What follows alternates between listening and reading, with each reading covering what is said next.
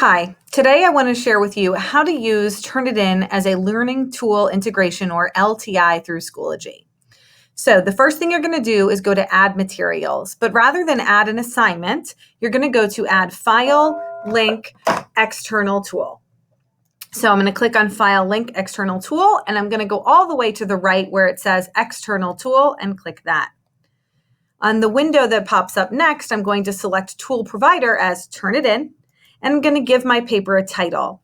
It's important. There's two very critical pieces of information that you're going to create at this time, and you need to be really cognizant of what you're entering. The first is going to be the title of the paper, and the second is going to be the due date and time.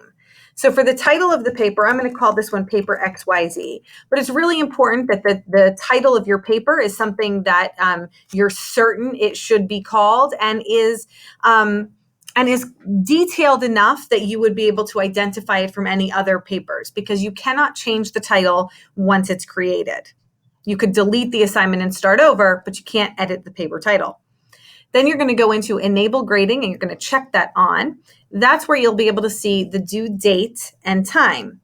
Now, what we've just learned as of today, and it is September 13th as I'm recording this, the time must match the time on TurnItIn.com.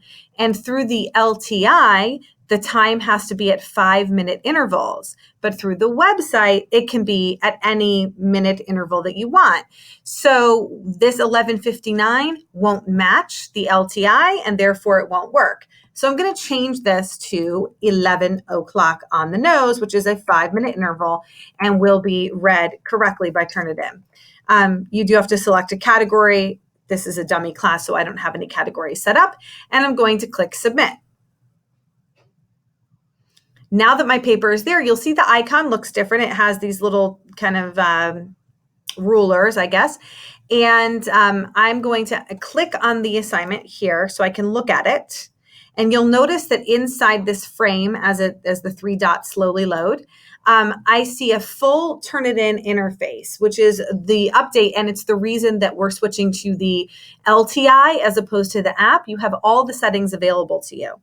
So I'm going to click on settings so that I can fine-tune the settings for my assignment. Notice the title is grayed out. I cannot edit the title, as I explained before. And notice that my due date does match. It matches, it's 11 p.m. But if I were to try to make this 59 minutes and hit submit, it automatically changes it back to 00. These have to be done in 5-minute intervals, like I said. They can also be done from this drop down with the clock, but when you scroll through, it scrolls by minutes, okay, by 5-minute intervals. There are optional settings that I'll quickly look at. You want to allow submission of any file type. That's typically a good idea. And optional settings are critical for us here. You're going to determine whether or not to allow late submissions. It will tell you if a submission is late, so you can still accept the late submission, but Turnitin will notify you that it's late. You want all 3 of these checked. And this is something that's up to the teacher's discretion.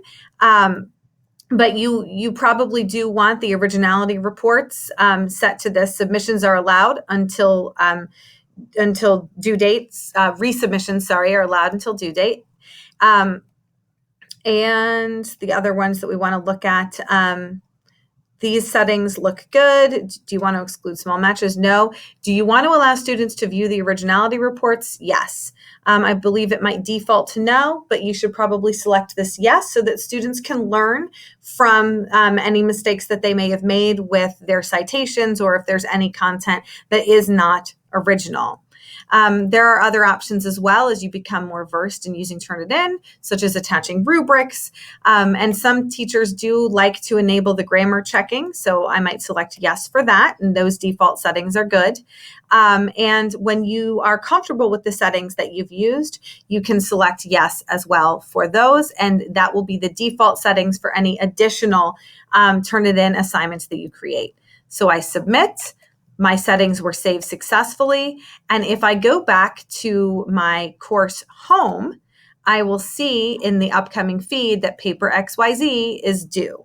So hopefully that's helpful for using the Turnitin LTI on Schoology.